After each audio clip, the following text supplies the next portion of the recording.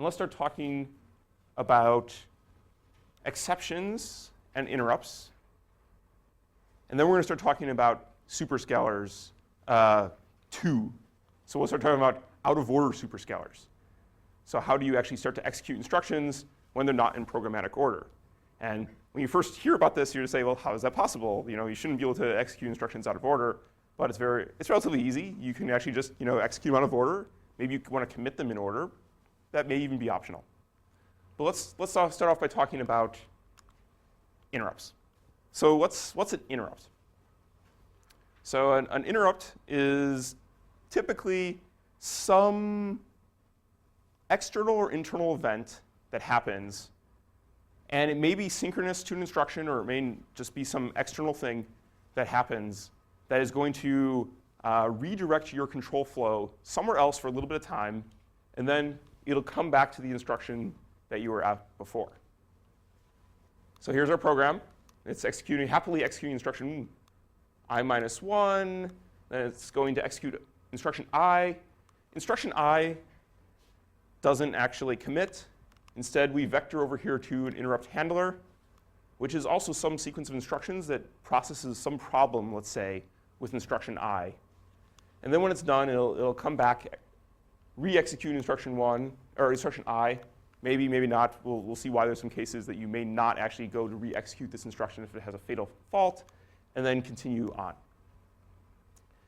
Typically, I wanted to point out that a lot of times this is done sort of for system level code or operating system level code or hypervisor level code that you'll jump someplace else. So a good example of this is a timer interrupt on a processor. It goes off and it'll re-vector you to someplace else where you have to sort of update the internal time of the machine, and then you go back to the instruction sequence that you were executing before. So let's look at some of these causes. So we'll name the first set of interrupts here asynchronous interrupts, or some people call these external events or external interrupts. And some good examples, as I said before, are devices cause interrupts. So something like the programmable interrupt timer on x86 processor will cause a timer tick every once in a while, or every 100 times a second is pretty probable. Other devices, your network card gets a packet in on it, and the packet needs to be processed, so it needs to be read off the network and be put into RAM somewhere. Hardware failures, so things like ECC memory errors. So it's error correcting code memory errors in your main memory will sometimes cause interrupts to happen or asynchronous events to happen. Synchronous things, sometimes people call these exceptions or traps. I'm actually calling all these things interrupts because from a naming perspective, if you read different architectural manuals, they all rename these things slightly different, and there is no sort of common utilization of the terms. But if you're using something like x86, a synchronous interrupt is usually called either a trap or an exception. But that's not common across all other architectures that are not x86. So some good examples of this is if you try to execute an instruction which is not in the ISA manual. It's some gobbledygook of bits on the disk. So it's error code, effectively, or some non-valid instruction. You'll get an illegal instruction exception. Or if you're trying to execute, let's say, an operating system level instruction. We haven't talked about this in great detail. We'll touch on this later in the course. But if you're trying to go execute some instruction that only the operating system should be able to execute, but you're executing it from your user program, then you're trying to execute something like a privilege instruction. That's a good way to have this happen. Arithmetic overflow. Some architectures have it when the precision of your numbers falls outside the scope of what you can actually accurately represent. You'll get an overflow exception or underflow exception. Similar sorts of things can happen in a floating point unit. So a great example of this is if you end up with what are called denormalized numbers. So in floating point numbers, this means you basically have also lost precision in your floating point unit. So you fall out of the range of numbers that they can represent very well, and you end up in this other space that are called denormalized numbers. You'll get an exception, usually. Sometimes other sorts of things that fall into this case are things like divide by 0. If you try to divide by 0, you'll sometimes get exceptions. And you can do that. That's a great way if you on your x86. If you guys want to write a program, write a simple C program, take some number, divide it by 0, and then go and run the program. You'll get a printout. The operating system you'll get an exception. The OS will print out, divide by 0 fault. And your program will stop. It'll kill your program. Unaligned memory. Some architectures don't allow you to access memory in an unaligned manner. Some architectures do. So something like MIPS, the MIPS instruction set, if you go to try to execute a unaligned instruction sequence, or unaligned load, we'll say, on the earlier versions of MIPS, you'll actually get a unaligned memory access. Later MIPS have it as an option. You can either have it take a trap or not take a trap. Common thing, page faults. So we'll be talking about paging later in this course, but if you go to try to access some piece of memory and the memory is not mapped in correctly, so you just can't, the machine physically can't go find memory, you'll take a trap. And then finally, the things like system calls or interrupts on x86, there's an instruction called int, which actually causes just an interrupt to occur, and then it takes as a parameter a number. So that's how system calls have traditionally worked on x86. They later replaced it with actually an instruction called sysenter, which does a similar sort of thing with a little bit cleaner semantics. So I think actually there's one point I wanted to talk about. Asynchronous interrupts is, with asynchronous interrupts, it's hard to know when to deliver the interrupt, because it's not pegged to a specific instruction. And if your instruction is going down the pipeline, you don't necessarily know whether to tag it to the first instruction that's in the pipe. I think it's at the sort of the fetch stage. I think it's at the execute stage. I think it's at the write back stage. So that's a challenge. Another important thing to think about with asynchronous interrupts is sometimes multiple of them go off at the same time. So let's say your timer interrupt goes off at time t equals 0. Your network card gets a packet in, and someone hits the keyboard exactly at the same time. Well, which should happen? Which should you actually go handle? Typically, machines have a prioritized interrupt request mechanism. So there will be some sort of priority encoder there, which will determine which is the highest priority. Some machines will actually have reprogrammable priority interrupt encoders effectively, which will allow the system software, the operating system, to decide what is the highest priority interrupt to go take in that case. Sometimes machines will just sort of make a decision, or the architects of the machine will sort of make a decision and say, these classes of interrupts are not or asynchronous interrupts are not very easy to handle. So we'll just sort of put those in the sort of lower priority bucket, and then some smaller set you'll actually be able to sort of reprioritize, if you will. Oh, yeah, so I wanted to talk about this. What actually happens when you take an interrupt from a hardware mechanism perspective? So this is a very idealized view, but from a mechanical perspective, things need to happen in the machine. There's some state that needs to be updated. First thing that needs to happen is you should basically stop the program at some point, and you should try to save the program counter somewhere. Because if we want to come back to, let's say, the instruction that took the interrupt, we need to know where to come back to. But we're going to go and execute some other piece of code in the meantime. So we can't just save it in the program counter. We need to save it off. And that's typically called either an exceptional PC, so EPC, that's what it's called on a MIPS processor. On x86, I'm trying to remember what it does. I think it actually gets pushed onto a system stack, so it gets put into memory somewhere. And if you look at something like MIPS, one of the tricky things here is all of your registers are still live from the previous instruction sequence here. So all of a sudden, you jump into a new piece of code, and all of your instructions are still, or all of your registers are still live. They have values you can't throw away, and you're in the interrupt exception handler. What do you do? Well, there's different mechanisms to this, to have this happen. Some architectures, something like MIPS, actually reserves 2 registers that are only allowed to be used by interrupt handlers. This is actually a pretty poor solution, in my opinion. So they they save off 2 registers. I believe it's somewhere high. It's I think maybe 28 and 29. Register 28 and 29 are not allowed to be used by the basically operating system or the user code, and it's only used by the interrupt handlers in the operating system to save off state.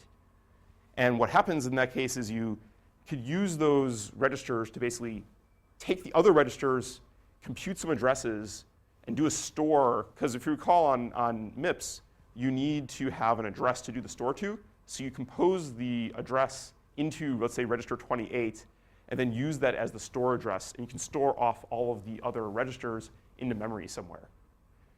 And then you can unwind that back when you're going to return from the interrupt.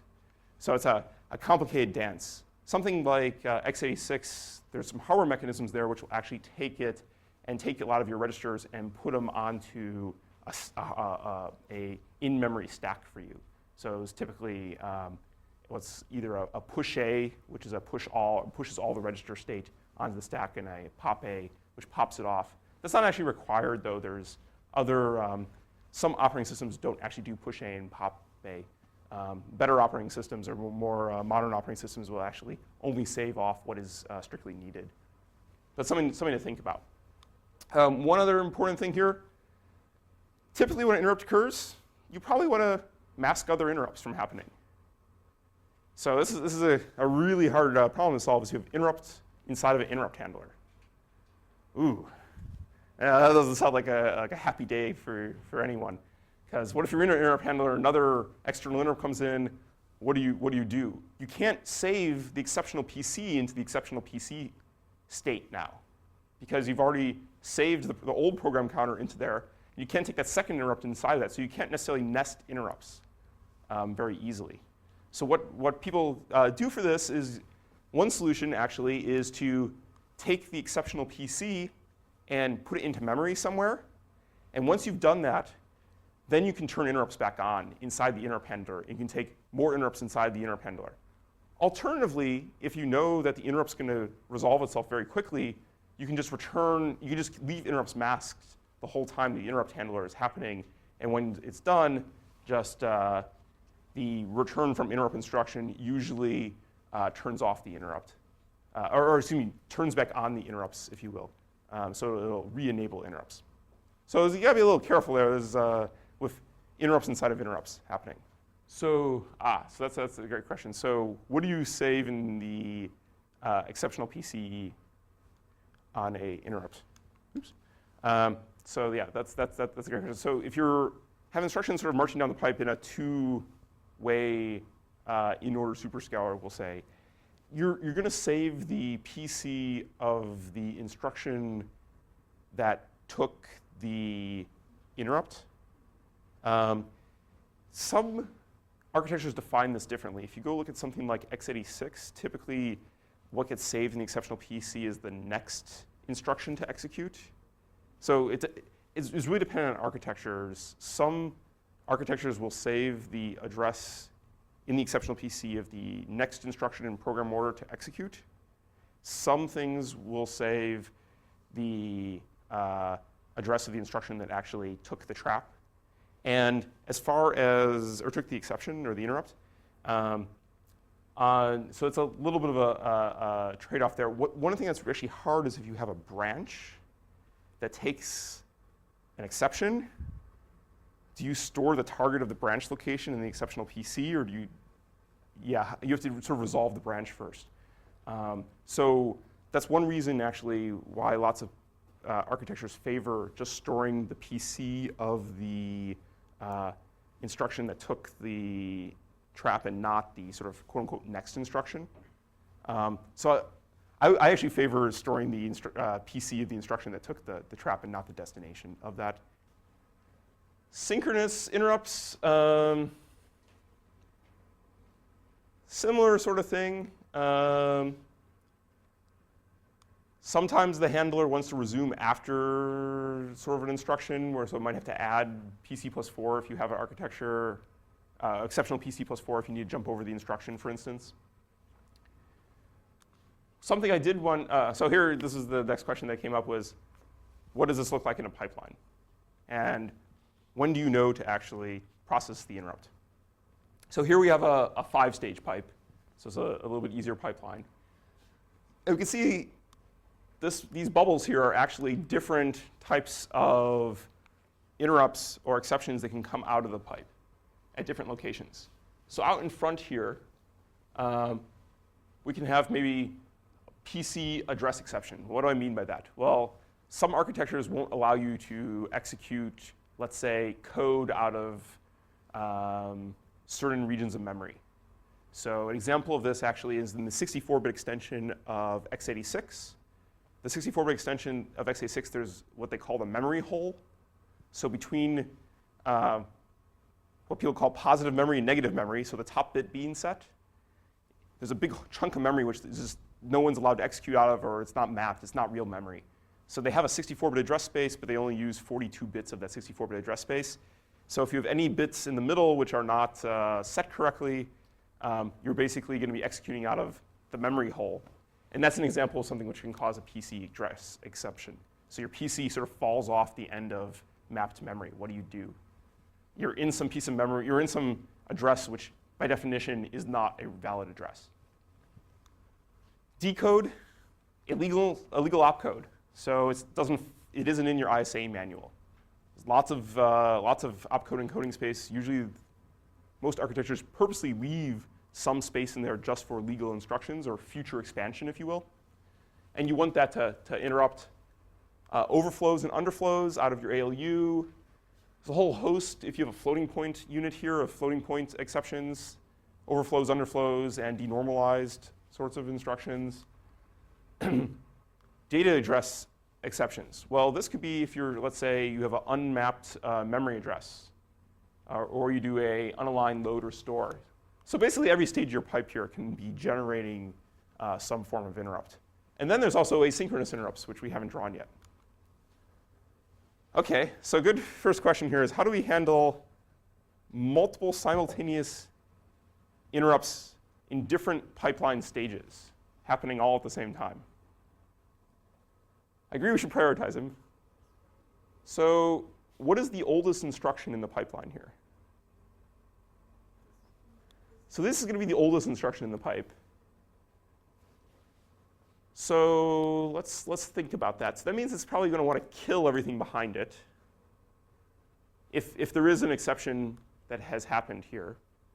So if we were sort of have multiple things generating exceptions here at the same time, the oldest thing, the oldest instruction in the pipe, the instruction that's been in the pipe the longest, is going to want to kill all the rest of the things.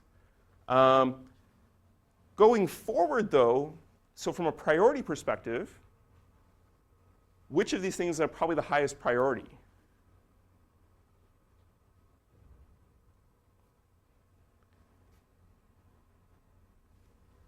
So do you think we should be computing overflow errors if the instruction opcode is illegal?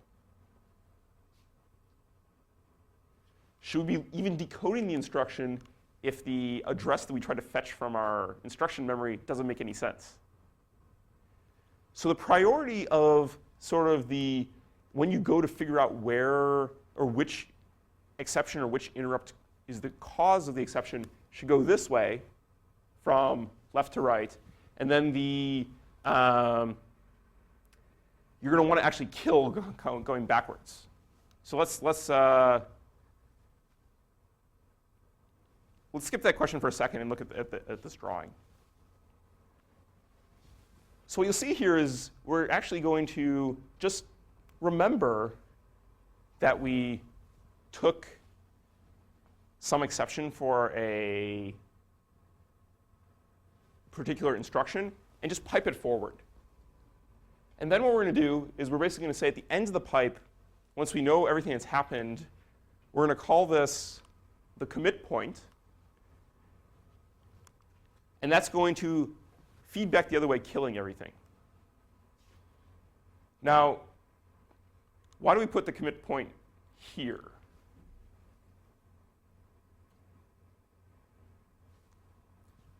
Could we put the commit point, let's say, in this stage of the pipe, in the execute stage? So let's define the commit point. The commit point is the point at which architectural state of the machine is committed to is committed, and Now, that may not be in the register file yet, because by definition, in this point here, it's not in the register file. It doesn't get there to the write back stage. But nothing can change. We can't take a branch. We can't redirect. We can't take any more exceptions. Well, by that definition, we can't put the commit point here because further exceptions can happen after the commit point if we pull the commit point back. There are machines which do pull the commit point back. You will see when we start talking about out-of-order superscalars, we typically like to have the commit point at the end, or near the end, because then you can sort of see if everything's resolved. You can handle your interrupts and exceptions and have exceptions going on in the pipe as long as possible. And if you try to pull your commit point early, that forces you to actually resolve of whether an exception is going to happen for a particular instruction relatively early in the pipe. So if we want to pull this forward a stage, we would have to basically check whether the address of a load or store is valid in this pipe stage. That may be possible because we finished the calculation of the address right here, but we haven't necessarily, let's say, done the TLB lookup. But we can pull the TLB lookup earlier or something like that. That is possible. And we'll see that some architectures try to pull it early. Some architectures also try to have imprecise exceptions. This is a scary, scary place. We're not going to be talking about this very much. We're going to be talking about precise exceptions mostly in this class. But an imprecise exception is one where instructions are going down the pipe. You basically let the instruction sort of pass the commit point, and you tag the exception to the wrong instruction effectively. It's not precise. You can't stop on a dime. Architectures, there are some embedded processors that do things like that. And it's probably not the wisest thing to do if you want to run a real operating system. But like I said, yeah, so the commit point being close to the end is probably a good place, or at least after all your exceptions are done. So by the time we get to this red dashed line here, so we're after the computation of the exceptional PC and everything, we know that we're going to be committing. Or at least we have a thumbs up or a thumbs down. And if it's a thumbs down, we kill everything behind here.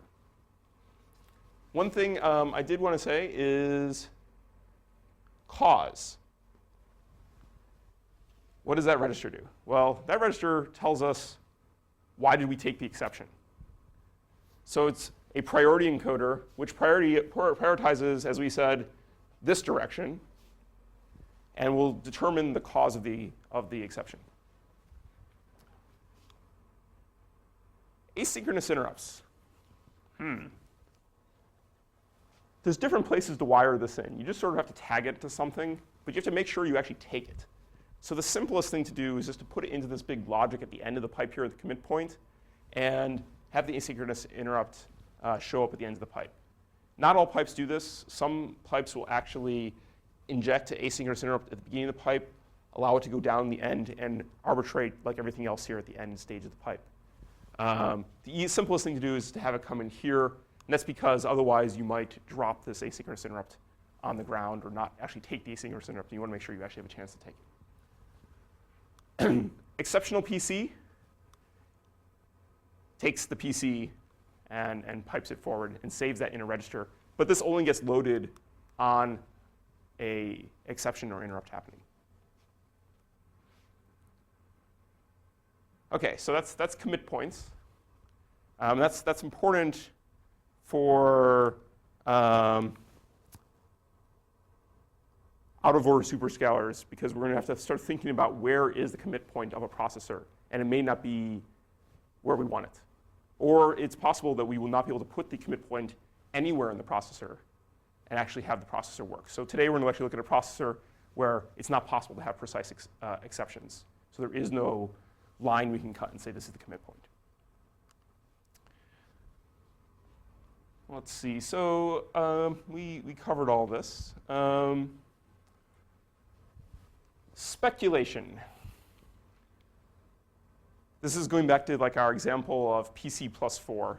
Do we want to assume the exception is going to happen, or the interrupt is going to happen, or not?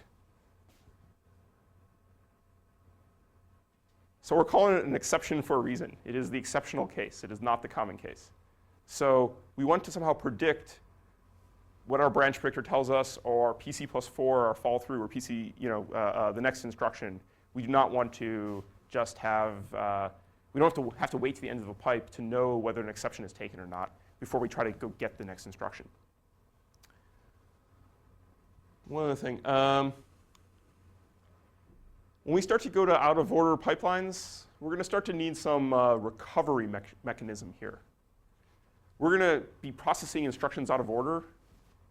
So if we might be taking an interrupt for an instruction after its let's say, subsequent instructions have either committed or sort of started to go down the pipe, and you start to get some out-of-order time questions. So we're going to look at a few different solutions to this for recovery. In our simple cases, we just basically flush the pipe and kill everything behind us. In more complicated things, we're actually going to have extra register files that are basically going to be shadow register files. They're going to keep track of everything that's going on in the processor, of what should have happened, and then we're going to dump that into our true into our physical register file, and we'll look at that maybe today or next class. We should bypass. Bypassing is good. You should not have to wait to the end of the pipe.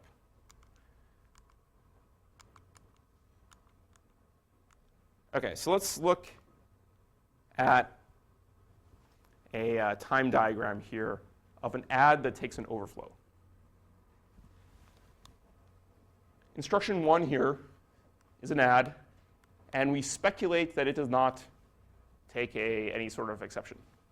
So we fetch the next instruction, we start sticking that down the pipe.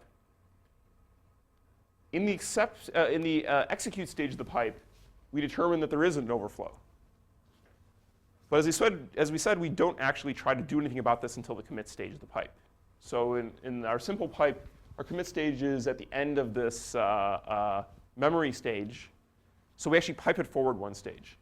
At that point, we restart the front of the pipe and we start fetching the handler code, the exceptional handler code. And we're going to basically kill behind us, turn everything behind us into a no-op. So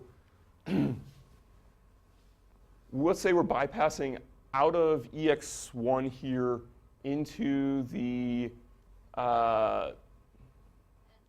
well, OK, let's say we go to this one instead.